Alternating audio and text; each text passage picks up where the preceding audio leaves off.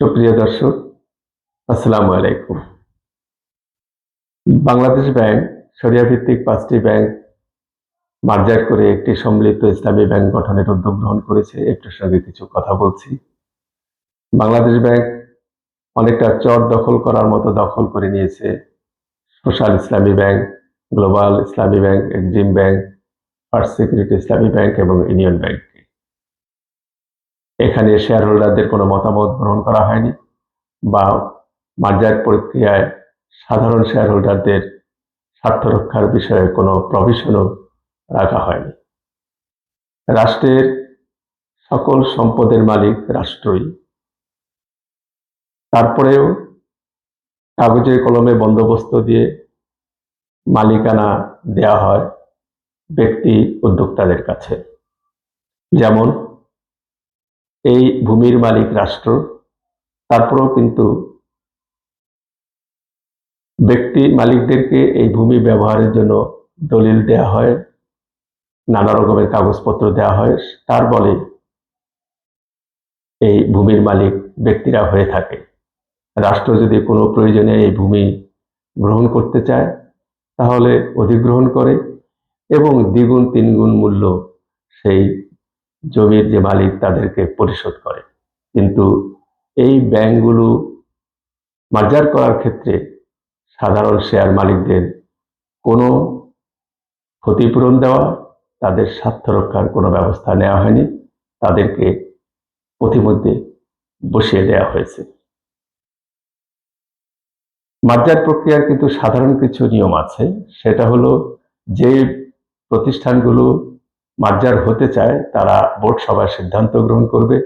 এই সিদ্ধান্তের কপি আদালতে উপস্থাপন করতে হবে, আমাদের দেশে হাইকোর্টে উপস্থাপন করতে হবে। হাইকোর্ট পাওনাদার এবং শেয়ার হোল্ডারদের একটি সভা আহ্বান করবে। সেই সভার সিদ্ধান্তে যদি মূল্যের দিক থেকে ৭৫% শেয়ার মালিক মার্জারের পক্ষে ভোট দেয় তাহলে হাইকোর্ট মার্জারের অনুমতি দেবে এবং মার্জারের তারিখ নির্ধারণ করতে হবে। এর কোনো প্রক্রিয়াই এই মার্জার প্রক্রিয়ায় বাংলাদেশ ব্যাংক সুসম্পন্ন করেনি। ওই যে বললাম যে চর দখল, ঠিক চর দখলের মতোই দখল করে নেওয়া হলো। আর বিনিয়োগকারীরা এখন রাস্তায় রাস্তায় তাদের শেয়ার মূল্য পাবার জন্য দাবি তুলছে। মার্জার করা যায়, প্রয়োজনে তো মার্জার করতেই হবে, কিন্তু এই ব্যাংকগুলো তারা নিজেরা ঘোষণা করেছিল যে তারা নিজেরাই চলতে পারবে, নিজেদের চলার মতো সক্ষমতা রয়েছে। আজকে গ্রহণ করে বা মার্জার করে এই যে ৩৫,০০০ কোটি টাকা এখন ভর্তুকি দেয়া হচ্ছে, এটি হয়তো লাগতো না যদি প্রতিযোগিতায় এই ব্যাংকগুলোকে নামিয়ে দেওয়া হতো, তাদেরকে সতর্ক করে দেওয়া হতো, তাহলে তারা কিন্তু প্রতিযোগিতামূলকভাবে টিকে থাকার চেষ্টা করত। সেটা না করে এভাবে দখল করে আজকে শেয়ার হোল্ডারদেরকে পথে বসিয়ে দিয়ে যে সিদ্ধান্ত নেওয়া হয়েছে, সেটি কতটা সমীচীন হয়েছে সেটা সংশ্লিষ্ট কর্তৃপক্ষ ভেবে দেখবেন। হ্যাঁ, দেউলিয়া প্রতিষ্ঠান মার্জার হতে পারে, কিন্তু এই ব্যাংকগুলো কিন্তু দেউলিয়া হয়নি। দেউলিয়া ঘোষণা করে তারপর মার্জার করা যায়। আদালত যদি কোনো কোম্পানিকে বা প্রতিষ্ঠানকে দেউলিয়া ঘোষণা করে, দেউলিয়া ঘোষণা করার পরে বোর্ড এবং শেয়ার হোল্ডারদের সিদ্ধান্ত মোতাবেক মার্জার হতে পারে। এখন এই প্রতিষ্ঠানগুলোর ন্যাপকে নেগেটিভ বলা হচ্ছে, অর্থাৎ শেয়ার প্রতি সম্পদকে নেগেটিভ ঘোষণা করা হচ্ছে। কিন্তু মাত্র অল্প কিছুদিন আগে এই প্রতিষ্ঠানগুলোর ন্যাপ পজিটিভ ছিল। বাংলাদেশ ব্যাংক সেই আর্থিক বিবরণীতে অনুমোদন দিয়েছে। কোনো ব্যাংকের ন্যাপ ১৮-১৯ টাকা ছিল, আরো কোনো ব্যাংকে আরো বেশি ছিল।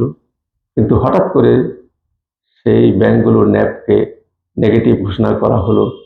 মাত্র ১ মাসের ব্যবধানে কি করে পজিটিভ থেকে নেগেটিভ হয়ে যায়? যদি হয়ে থাকে সেটির জন্য বাংলাদেশ ব্যাংক দায়ী, সেটির জন্য সাধারণ শেয়ার হোল্ডাররা কোনো মতেই দায়ী নয়। ন্যাব পজিটিভ প্রকাশ করে যে আর্থিক বিবরণী তৈরি করা হয়েছে সেটির উপর বাংলাদেশ ব্যাংকের অনুমোদন ছিল। এখানে যে ঋণ জালিয়াতির কথা বলা হচ্ছে, যখন ঋণ মঞ্জুর করা হয়, বড় রকমের ঋণ মঞ্জুর করতে হলে বাংলাদেশ ব্যাংকের অনুমোদন প্রয়োজন হয়। তাহলে সাধারণ শেয়ার হোল্ডাররা তো এই ঋণ অনুমোদন দেয়নি, বাংলাদেশ ব্যাংক অনুমোদন দিয়েছে। এখানে যদি কোনো জালিয়াতি হয়ে থাকে সেটার জন্য বাংলাদেশ ব্যাংক দায়ী, সেটার জন্য সাধারণ শেয়ার হোল্ডাররা দায়ী নয়। মার্জার প্রক্রিয়ায় অনেক আইনগত বিধিবিধান আছে, সেই বিধিবিধানগুলো এখানে সম্পূর্ণ মানা হয়নি। আন্তর্জাতিক একটি মানদণ্ড আছে, আন্তর্জাতিক একটি বিধিবিধান আছে, সেটি এখানে করা হয়নি। এর অনেক সম্পদ আছে, সেগুলো সঠিকভাবে মূল্যায়ন করা হয়নি। তড়িঘড়ি করে মূল্যায়ন করে অল্প সময়ের মধ্যে নেগেটিভ দেখানো হয়েছে। এটি কোনো মতেই মানবিক উদ্যোগ ছিল না।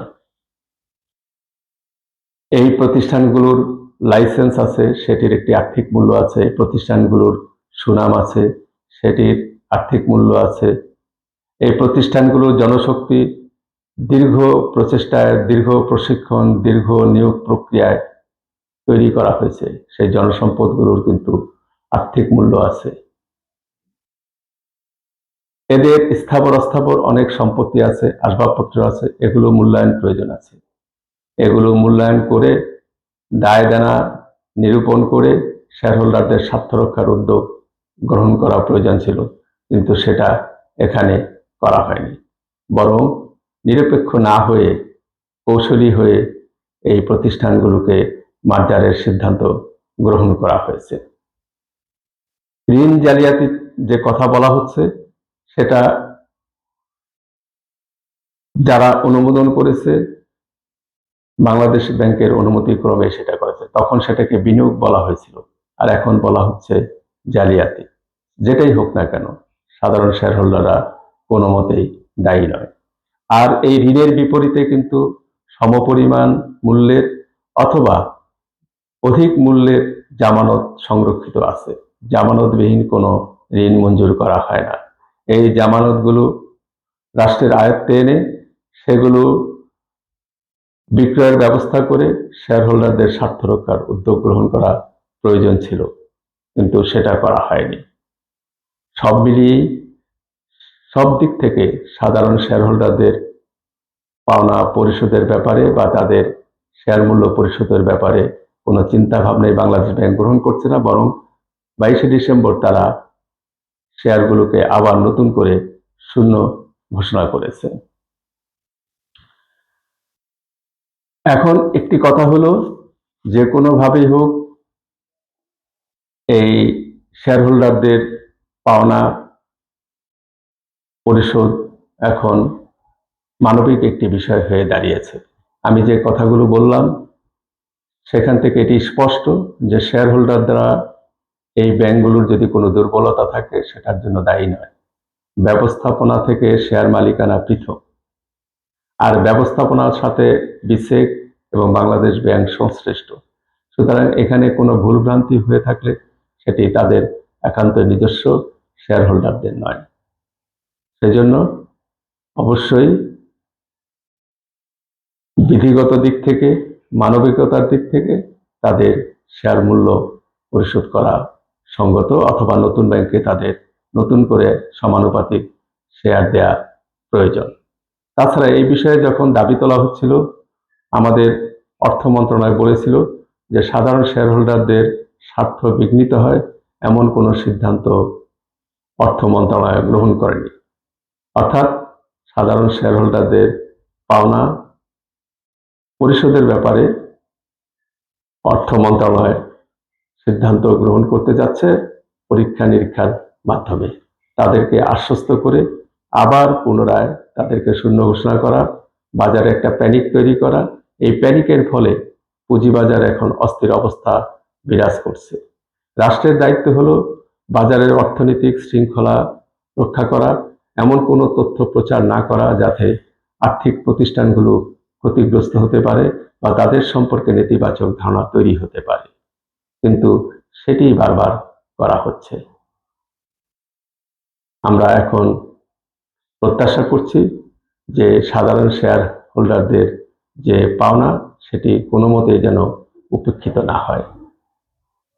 আমানতকারীদের স্বার্থ রক্ষার জন্য উদ্যোগ গ্রহণ করা হয়েছে, আমরা সেটাকে সাধুবাদ জানাই। পাশাপাশি সাধারণ বিনিয়োগকারীদের স্বার্থ রক্ষার বিষয়টি অবশ্যই গুরুত্বের সাথে বিবেচনা করে তা পরিশোধের ব্যবস্থা করতে হবে, অথবা তাদেরকে সমমূল্যে শেয়ার নতুন সম্মিলিত ইসলামী ব্যাংকে প্রদান করতে হবে। সবাই ভালো থাকবেন, সুস্থ থাকবেন। আসসালামু আলাইকুম।